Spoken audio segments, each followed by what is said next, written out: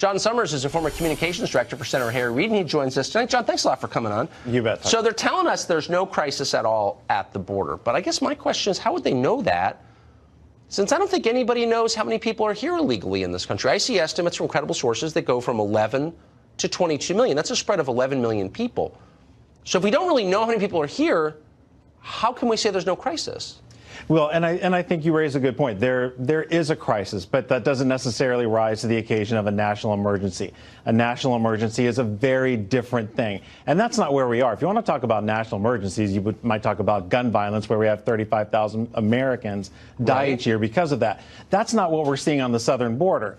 That doesn't mean we shouldn't address border security, and a wall can be part of it. We already know there are parts of a wall down there that were there long before Trump, including on the border of California, right? So we know that parts of a wall already exist, and if that needs to be an element of a more comprehensive border security plan, then I think that's good. I think one thing that we often forget, though, is that the majority of these people who are here illegally are here because of overstayed visas, not because they're pouring in through the southern border. But hold on, wait. We say this, we make these generalizations. I probably have too, but we don't have any idea.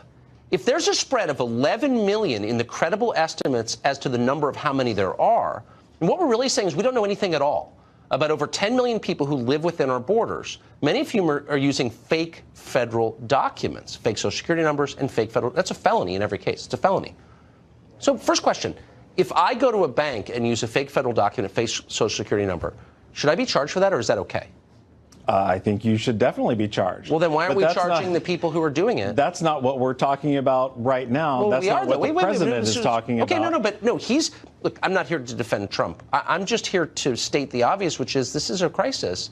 So if you're saying that I should be charged with a felony for using a fake federal document, and yet we have evidence that over 10 million people are doing that, but they shouldn't be charged.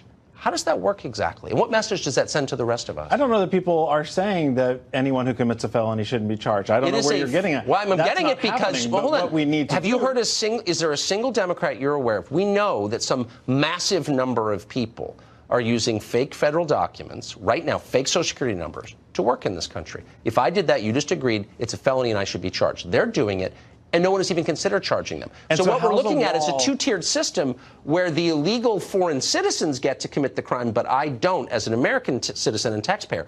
What message do you think that sends to Americans? Well, again, everyone who commits a felony should be charged with that felony, and they should be afforded due process. I don't know how a wall is going to be the one and only thing that's going to stop I don't know what you're talking anybody about. who's saying it's the one and only thing. What do you think ought to be done to actually prevent this issue with overstayed visas? How about we round up every single person who we think is here illegally and find out if they're committing the felony that we're talking about now, using a fake Social Security number? Would you be for that? You just said I should be charged for doing it, but you're not for charging them for doing that. So I just want you to explain that to me slowly. If you're caught in the act of doing it, then yeah, obviously you should be held accountable. But what if I do it and I'm wait a second. That's way different from going around and doing roundups. Wait a second, John. Now you're changing. You're talking about doing a roundup. Wait, hold on. I asked you, should I be charged as an American citizen if I use a fake Social Security number? And you said, well, of course it's a felony. But now you're telling me that foreign nationals should not be charged unless they're caught in the act. You said, should we go out and round them all up? That's a very different thing from catching someone when they're actually doing it. Their presence in our job market is prima facie evidence that they're committing that felony. And yet we're not doing anything about it because we don't care. We think it's okay. We're willing to offer them sanctuary in various cities, but we're not willing to offer American citizens the same sanctuary. Do you see this as corroding our country? So everything that you're talking about is exactly why we need to have more comprehensive immigration reform and not do this whole thing where we're shutting down the government, damaging our economy. Wait a second. 800,000 people who aren't being paid for one wall, which is nothing more than an ego project for the president. Okay, I get the talking points, but I'm just saying... No, it's not a talking point, it's reality. When you describe what's actually happening right now in the country, does it sound a little bit more like a crisis? Let's take Trump out of this and even the wall out of it. Does it sound like a crisis to you? We have no idea who's here. Over 10 million people, we don't know anything about them.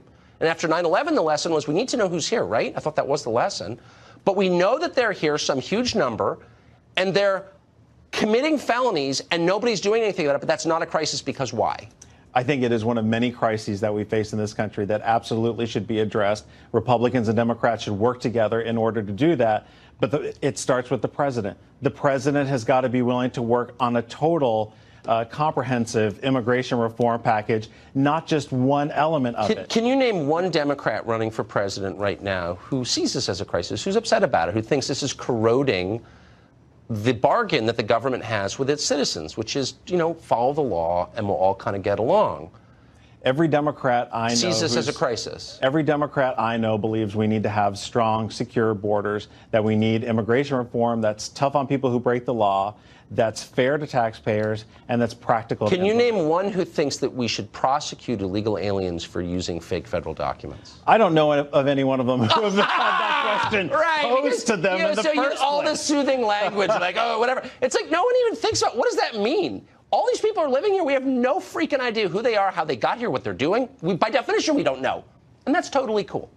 I don't think anyone's saying that's totally cool. Yeah, everyone's saying but I don't think anyone, no, that's not any of all those clips that you just ran. None of them said, oh, there's nothing going on. There's not a crisis. There's a sign in front of the White House right now. It doesn't rise to the level of national like angry emergency. Rich people from Northwest D.C. put a big sign, fake crisis. Okay. John, great to see you. You too. Thank you.